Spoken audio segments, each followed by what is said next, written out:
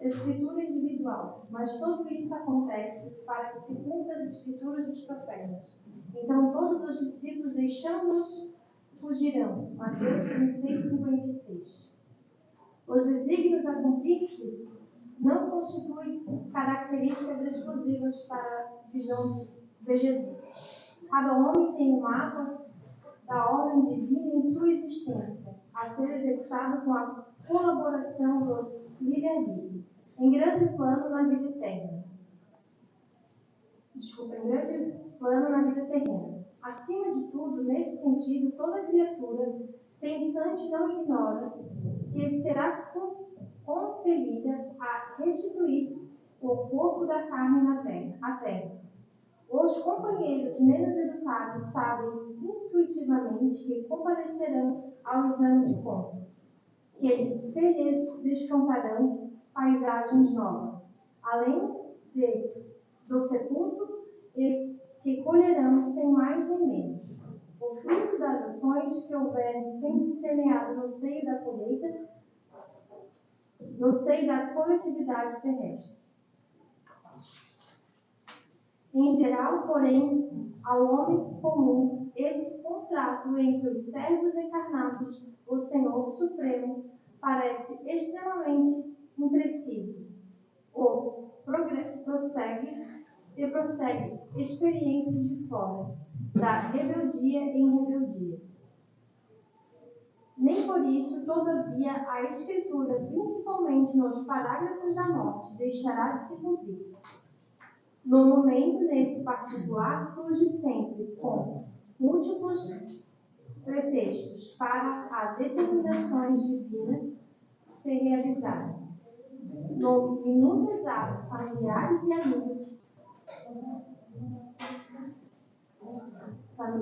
e amigos excursinam em diferentes mundos de ideias, através das esferas da perplexidade, no temor da tristeza, da vida, da dúvida, da interrogação dolorosa, e apesar da presença tangível dos afeiçoados, no quadro dos testemunhos que lhe dizem respeito, o homem atende, sozinho no capítulo da morte, aos itens da escritura grafada por ele próprio, diante das leis do Eterno Pai, em seus atos, palavras, pensamentos de cada dia. Então, que possamos fechar os nossos olhos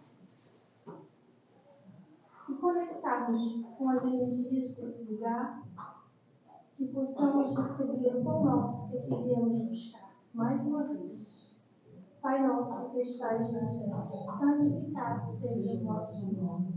Venha a nós o vosso reino. Seja feita a vossa vontade, assim na terra como no céu.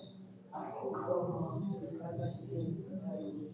Perdoai as nossas ofensas, assim como nós perdoamos aos que têm pedido. E não nos deixeis cair em tentações, mas livrai-nos do mal. E assim seja. Uma boa palestra. Obrigado.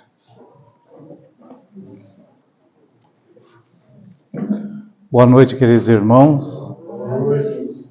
Que a paz de Deus esteja conosco, e ela está. Agradecendo sempre a Deus Pai, nosso Criador, a Jesus, nosso Mestre, Maria Santíssima, Mãe do Cristo, os benfeitores amigos, nossos guardiões e protetores, e todos aqui presentes, encarnados e desencarnados. A proposta dessa noite é falar sobre a fé que transporta montanhas. Como é que está a nossa fé? Uma palavra tão pequena, mas com uma força incrível, maravilhosa. Fé, força, esperança. Acreditar no quê? Acreditar em quem? Compreendemos a nossa trajetória no mundo terreno? Quem somos? De onde viemos? Por que estamos aqui? E para onde iremos? Essas perguntas mostram que a fé deve ser esclarecedora e fundamentada. Uma fé que esclarece, que nos mostra que tudo que nós passarmos aqui, de dificuldades, de sofrimentos, tem um porquê. Mas como superar essas dificuldades? Como entender? Como suportar? Como ter resignação, paciência diante de dor, sofrimento? Fé. Porque enquanto estamos caminhando no mundo terreno, onde as coisas transcorrem de forma tranquila, equilibrada, onde estamos com saúde, em paz, felicidade, temporária, é claro, não lembramos da fé. Fé. Como está a nossa fé? Acreditamos realmente em Deus? Nos bons espíritos? Nos nossos anjos guardiães? Acreditamos em nós? Hoje em dia está difícil, né? Acreditar no próximo. Muita desconfiança. Muito isolamento. Afastamento. Tememos, sim, tememos ser enganados, prejudicados, agredidos. Tememos. De onde vem essa confiança? Por que acreditar? Jesus estava indo para Jerusalém e passou entre Samaria e Galileia. E numa pequena aldeia, ali estavam 10 leprosos. Eles de longe disseram a Jesus: Mestre, tenha misericórdia de nós. Cure as nossas chagas. E Jesus, olhando a eles, disse: Idem, e mostre aos sacerdotes. Eles então foram. No momento que eles foram, todos os 10 ficaram curados, sem nenhuma lepra. As chagas, as feridas do corpo sumiram. Porém, um deles, observando que estava curado, deu glórias a Deus. E ele, caindo aos pés de Jesus, disse, exaltando o Mestre: Obrigado, Senhor. Jesus então pergunta: Não foram os 10 os que foram curados? Onde estão os 9? E este que ali estava era um samaritano. E Jesus então lhes disse: Somente este, o estrangeiro, voltou para glorificar, ou seja, para agradecer a cura. Então Jesus diz a ele: Levanta-te, porque a tua fé te salvou.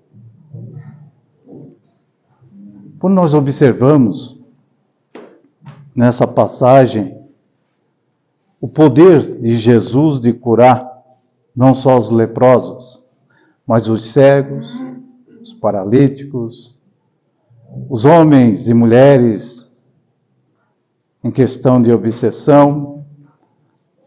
Que poder é esse? Porque nós imaginamos assim: Deus tem o poder, Ele é onipotente, onipresente. Então Deus poderia fazer milagres e mudar a nossa vida, transformar a nossa vida. Porque Deus tem esse poder. E Deus, sendo a inteligência suprema, a causa primária de todas as coisas, poderia sim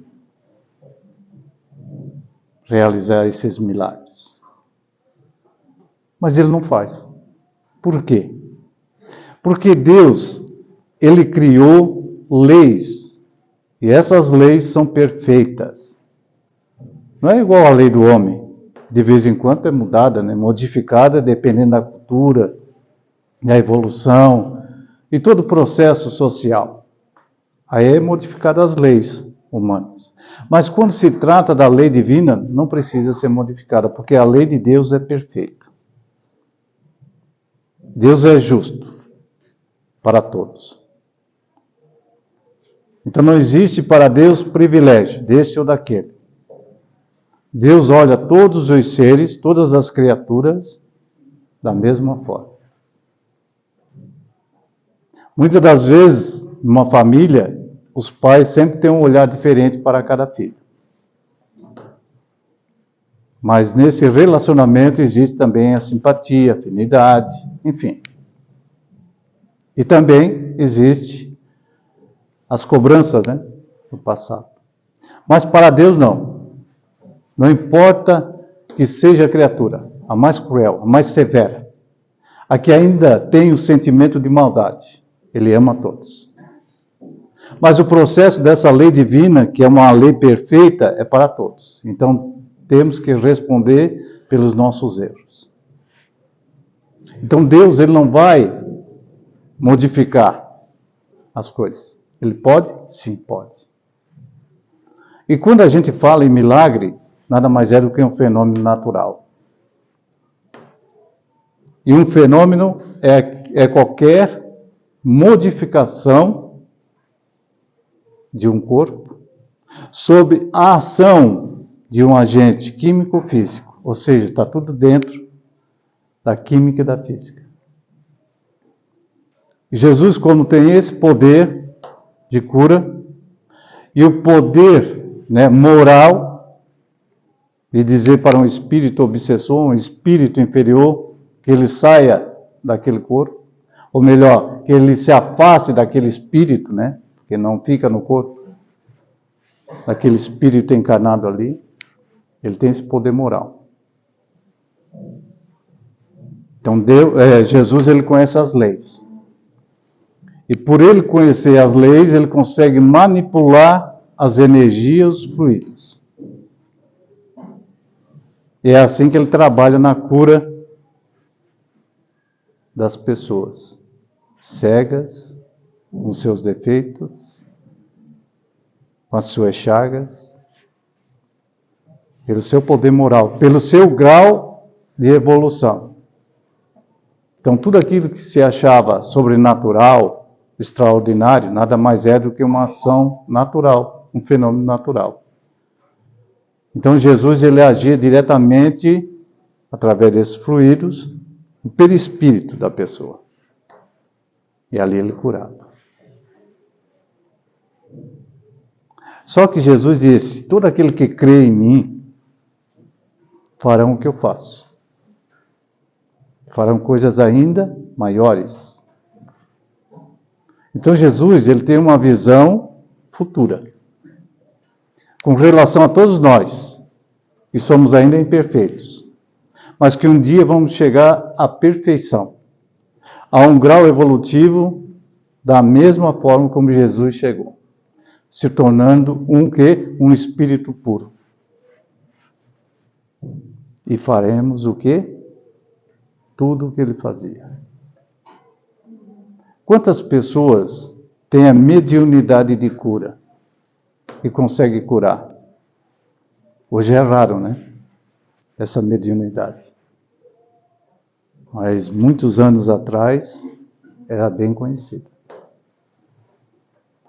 Então, é porque nós não conhecemos como trabalhar essa lei. Como manipular fluidos, energias. O nosso pensamento, ele tem força de criar, de realizar. Aí já temos um poder forte, um instrumento forte, que é o pensamento.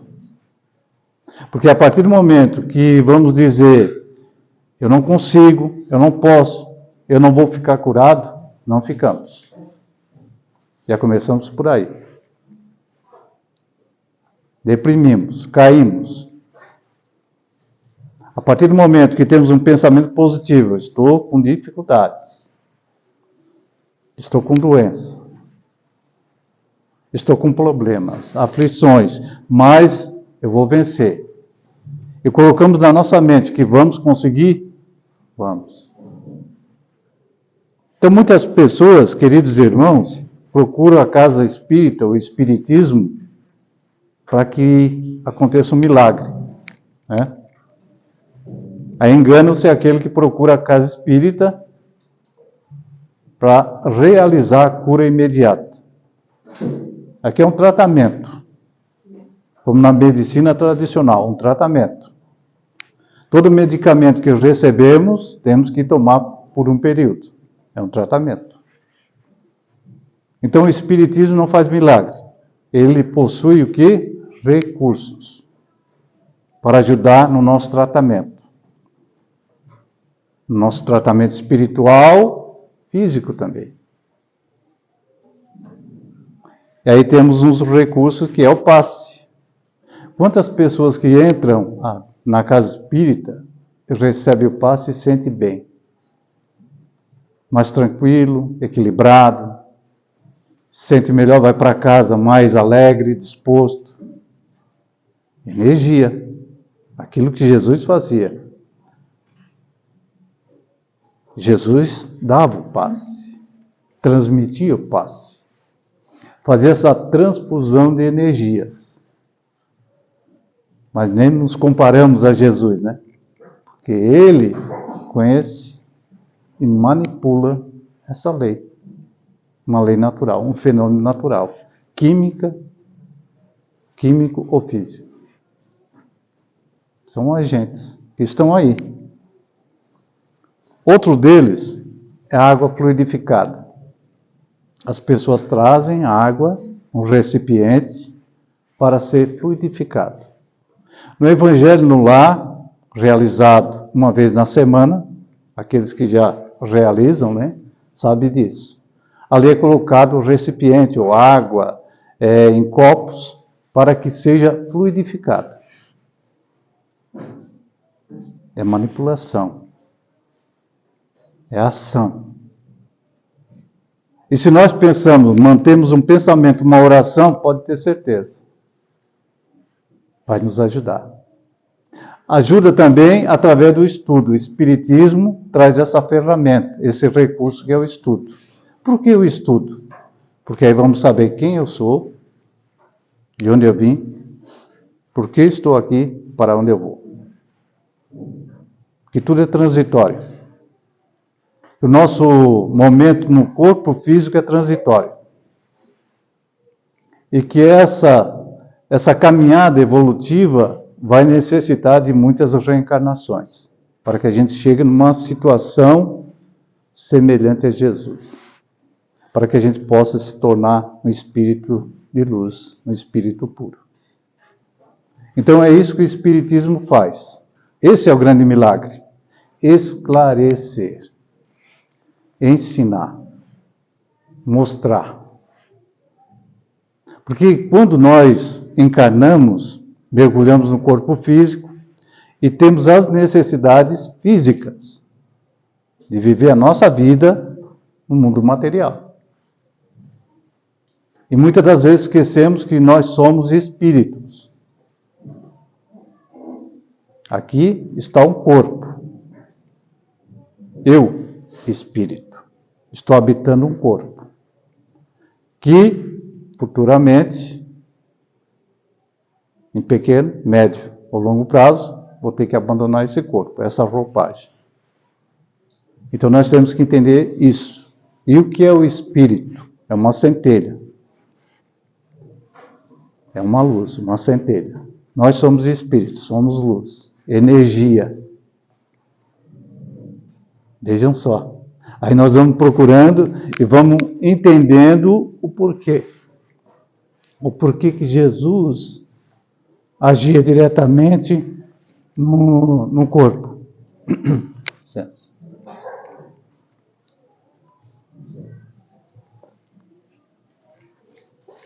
Então, aí nós vamos entendendo essa manipulação de energia por Jesus, esse fenômeno natural. Porque nós somos energia. Porque nós temos um corpo espiritual que está ligado ao corpo físico. E tudo isso é química, é física. Para aqueles que estudam química e física vão entender isso. Átomo, molécula. Então tudo é energia. Nós estamos mergulhados num fluido cósmico universal, que é energia. Só que a gente não consegue ainda manipular isso, né? Um homem, um alpinista, que havia conquistado muitas coisas na vida, que havia superado dificuldades, enfrentado dificuldades, escalando montanhas. Ele, certa feita, decidiu escalar uma montanha muito alta, mas ele não queria a companhia de ninguém. Ele queria fazer isso sozinho. Destemido. Enfrentando esse desafio, ele seguiu.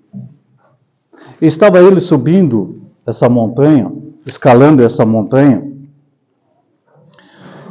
e já estava tarde, mas ele continuou. E já estava escurecendo, cada vez que subia, escurecia. E ele não levou seu material de acampamento. Chegou a certo ponto que escureceu, ainda faltava muito para ele atingir o topo. De repente ele escorregou e caiu. Ele sentiu como se fosse sugado naquela queda. E diante daquela queda que parecia não terminar, ele teve o pensamento da sua vida, lembranças dos momentos de felicidade, dos momentos de tristeza, das dificuldades que superou nas subidas e escaladas, no relacionamento familiar, enfim, ali tudo foi formando um filme da sua vida, da sua história. Quando ele já estava em tamanho desespero, sentiu um puxão muito forte. Porque ele, como já estava acostumado, já com a experiência, colocava ganchos de proteção, de segurança, em caso de queda.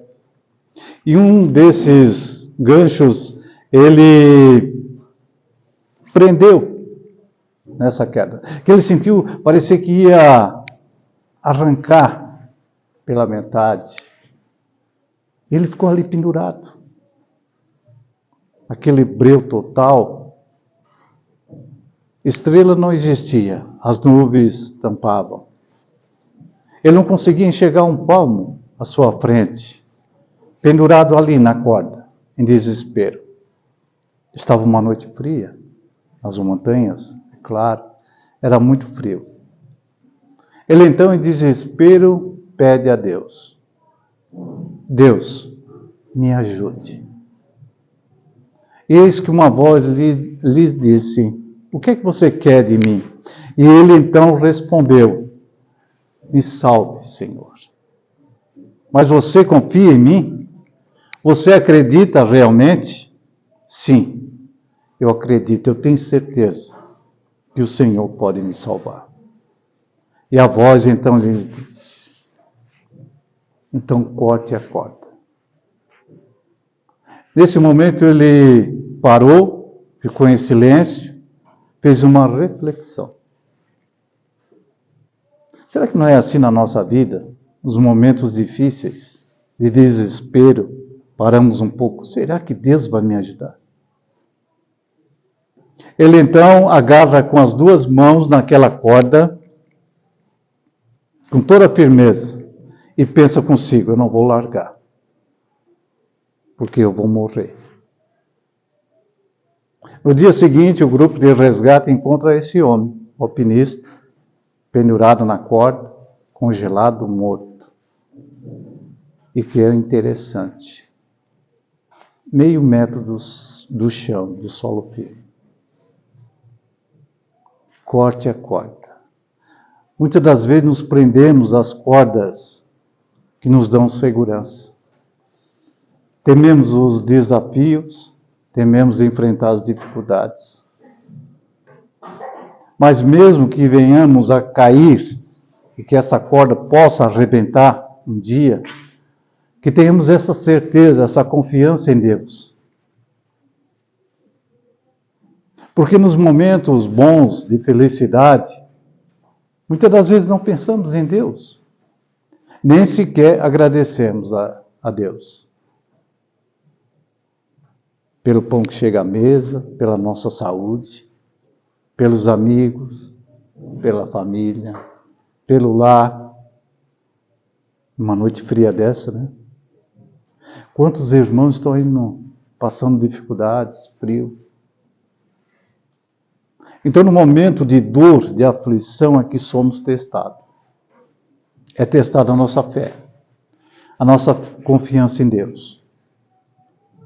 Cremos realmente que Deus possa nos ajudar.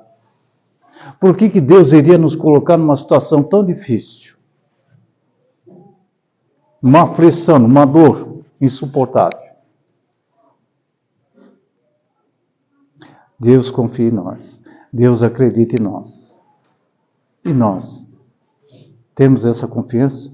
Acreditamos em Deus? Somos capazes de cortar a nossa corda e atingir o chão firme da realidade na nossa vida?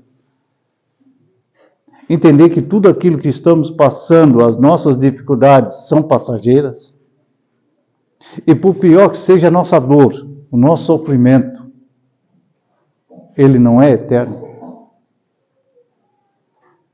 E que Deus quer de cada um de nós essa confiança, essa certeza.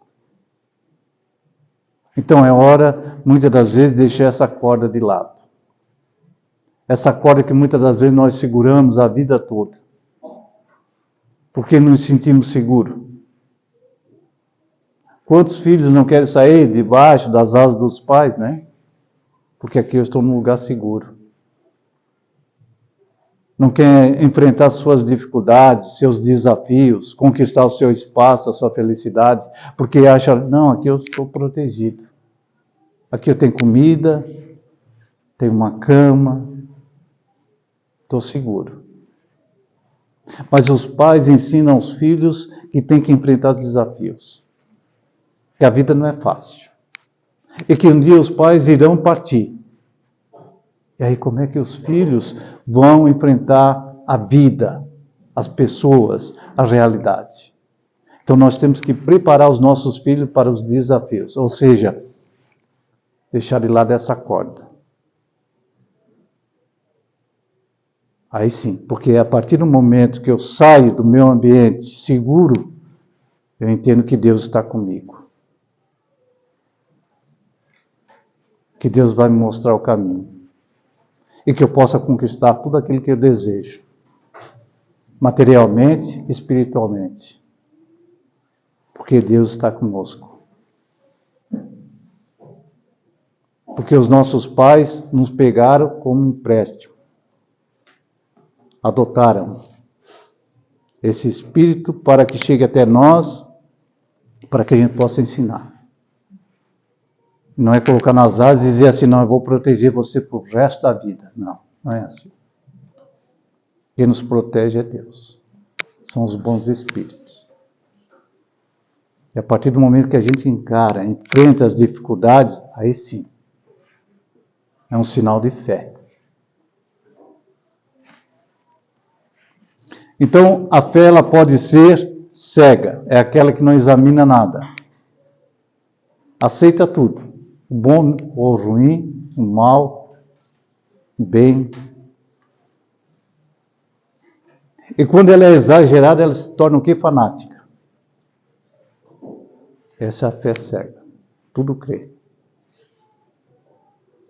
Eu vou lá na casa espírita e vou ficar bom, livre de tudo. Não é assim que funciona. Tratamento. Paciência. Aí as coisas acontecem. E a fé verdadeira é aquela que é mansa, é paciente, é calma. É a fé que nos mostra que, através dela, nós temos esperança. Esperança em tudo aquilo que Jesus ensinou, nos trouxe. Porque se não tivermos essa esperança, no que acreditar? No que esperar? Foi em vão a vinda de Jesus à Terra? Não. Veio com um propósito, de nos ensinar. Jesus foi até a cruz, sofreu, passou por sacrifício? Em vão? Não. É para nos mostrar que todo sacrifício exige muito esforço. Que a vida não é fácil. A vida não é fácil, é cheia de dificuldades, sim. Mas vamos chegar a conquistar o nosso espaço de felicidade. A fé precisa ser reforçada pela razão. Porque quando a fé é cega, ela morre. Deixa os cegos conduzir os cegos, e ambos cairão no abismo. Tem que ser esclarecido. Temos que entender o porquê. Porque eu acredito nisso. Por quê? Nós temos que entender, nós temos que ter a razão. E foi isso que Kardec falou. A fé inabalável é somente aquela que encara a razão face a face, em todas as épocas da humanidade. A razão. Kardec, quando começou o seu trabalho, ele procurou estudar os fenômenos. Ele simplesmente não aceitou de imediato. Ele foi procurar estudar, conhecer tais fenômenos. Será que é verdadeiro? Será que não é? E assim com relação à nossa fé. Por que eu acredito? Por que eu acredito em Deus, se eu não vejo Deus? Já paramos para pensar sobre isso? Onde está Deus?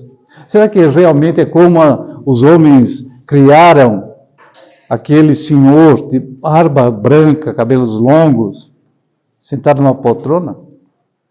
É esse o Deus que a gente imagina? Ou acreditamos num Deus que está presente em tudo? Nas plantas, nos animais, na chuva, no vento, no sol, nos planetas. E o que é mais importante, em nós mesmos. Porque Jesus disse, vós sois Deus. A semente de Deus está em nós. Então, quando olhamos no espelho, vamos ver Deus. Porque Deus nos criou com amor. Porque Deus criou todos os seres, todas as coisas. Porque tudo aquilo que não foi o homem que criou é obra de quê? De Deus. Por que eu acredito em Deus? Onde está a lei de Deus? Onde está escrita a lei de Deus? Na nossa consciência. Então, por que eu creio? Essa pergunta, por que creio? Até onde vai minha fé? Será que temos que sofrer bastante, passar por dificuldades para que a gente tenha fé? Porque quando a gente fala das montanhas, muitas das vezes a gente imagina uma montanha enorme na nossa frente. Nós temos que transportar essa montanha. E às vezes são pedregulhos, pedrinhas que vamos encontrar, que vão machucar os nossos pés. E como vamos retirar esses obstáculos? Como vou movimentar essa montanha de dificuldades, problemas, de dor? Onde está essa força? Então a gente, quando fala em ter fé, é ter fé em Deus. Saber que Ele está presente. Que Deus nos criou não para sofrer. Sofrimento é consequência das nossas imperfeições, que vem para burilar, lapidar o nosso espírito ainda, grosseiro. Temos que aprender muito, cair, como uma criança, né? Uma criança, quando começa a andar, ela cai. Chora, levanta. Muitas das vezes os pais querem proteger, mas não, vamos lá, levanta. Vamos lá. E é um desafio. Eles vão querer andar. Se for muito bajulado, protegido, vão chorar e ficar ali sentado, não querem andar. Vão querer um colo, né? Não é assim que Deus age. Ajuda-te e o céu vai te ajudar, tranquilamente. Então, ter fé em Deus. Vocês já pararam para pensar que naquele momento de dificuldade e dor na nossa vida, parece que vem uma luz e nos ilumina, nos mostra, ó, é essa solução. De onde vem essa solução? De onde vem essa resposta? Ter fé nos bons espíritos. Nós acreditamos realmente que temos um anjo da guarda?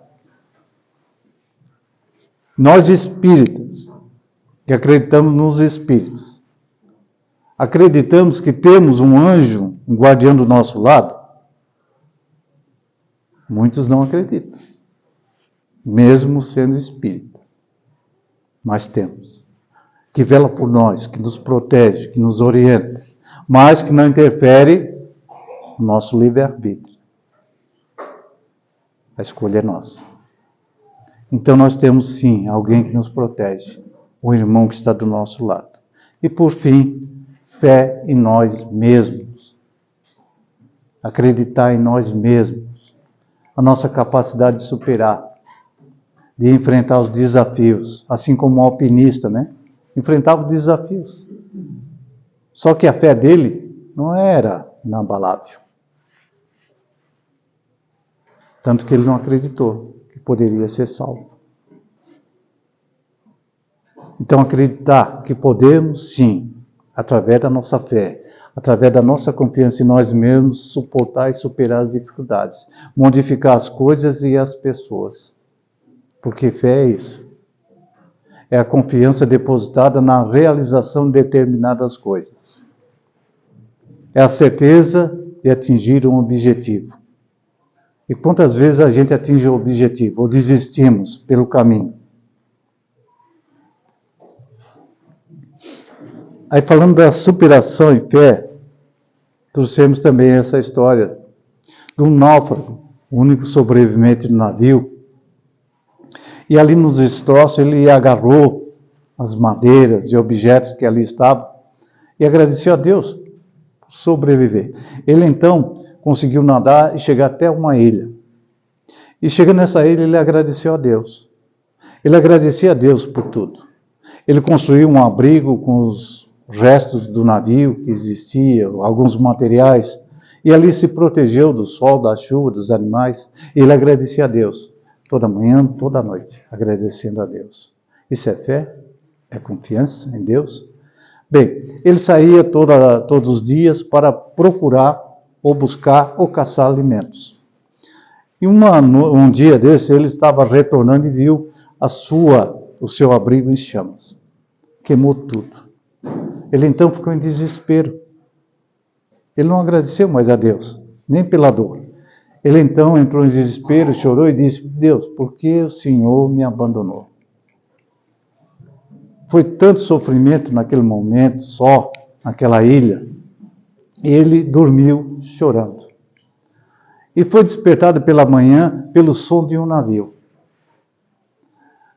E ali chegaram alguns homens com alguns barcos, e ele então não entendeu. Como vocês souberam que eu estava em perigo, precisava de ajuda? Eles, pelo sinal da fumaça. E assim é na nossa vida. Às vezes a resposta de Deus não é como a gente espera.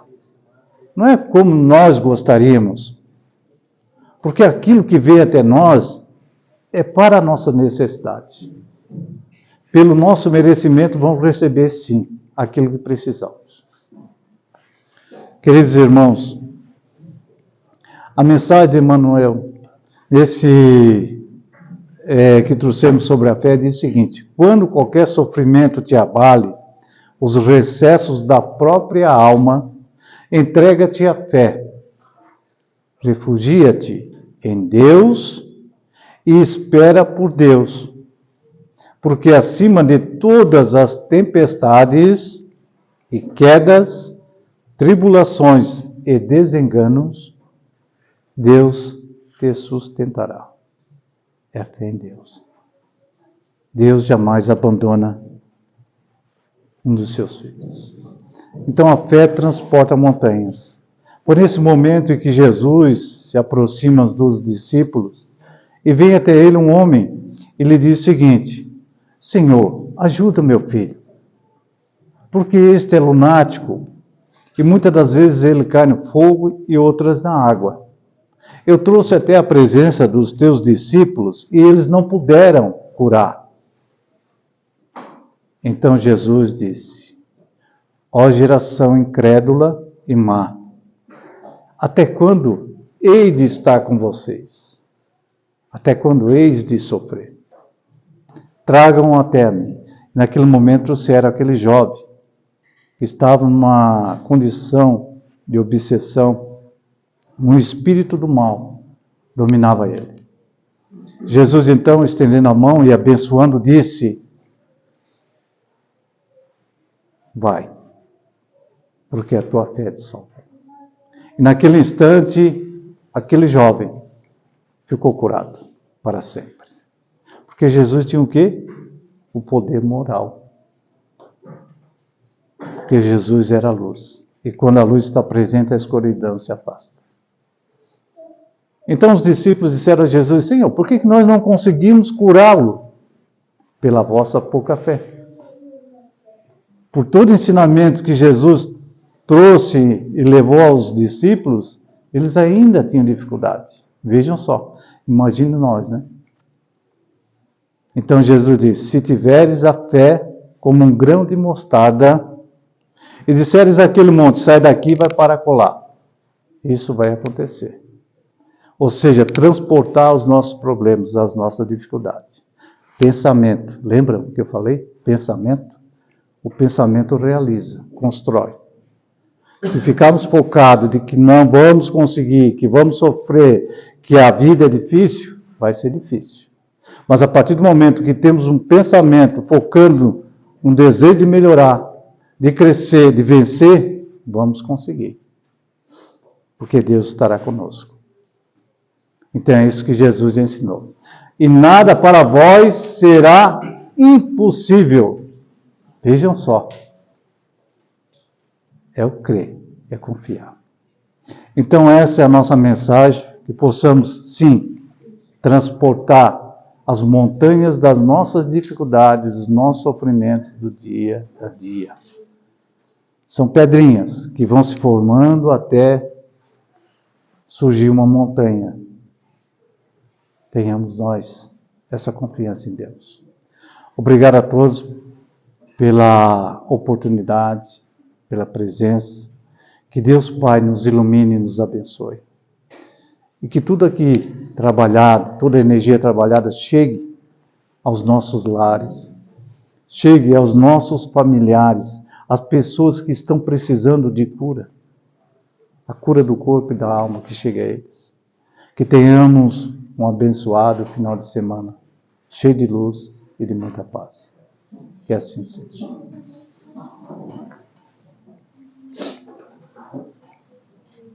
Obrigado. Que a gente possa refletir e trabalhar a fé para que a gente